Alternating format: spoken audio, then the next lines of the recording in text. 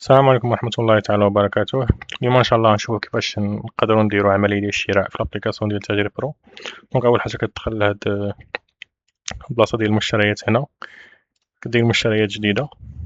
إلا كان عندك الفورنيسور ديجا مدخل كتقدر تقلب عليه، مثلا علي بابا مثلا تقلب عليه بالسمية أولا بنيميرو التليفون.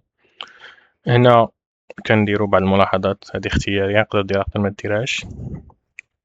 هنا كنديروا المنتج، يعني أول حاجة قبل ما دير المشتري ديالك تكون ديجا دخلتي المنتج قبل.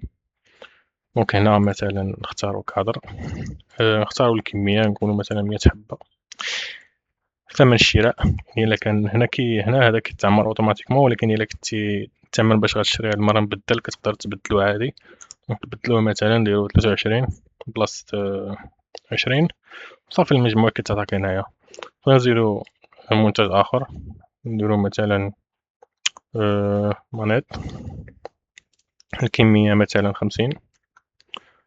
وهنا الى الفورنيسور ديالك يتخفى تقدر تزيدو حتى هو، يعني على الطوطال. هنا 50 في 30 غتكون 1500، ونقصو واحد يدار مثلا كتعطيك 1400. هنا كنكونو دخلنا المنتجات ديالنا، كنديرو سجل الشرية. كيف ما كنشوفو كنلقاو الشرية تزادت لينا هنايا الفوق، ها هو المجموع عطاني 3700.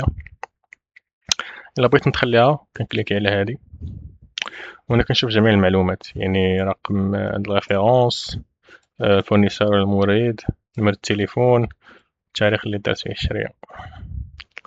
هذا مكان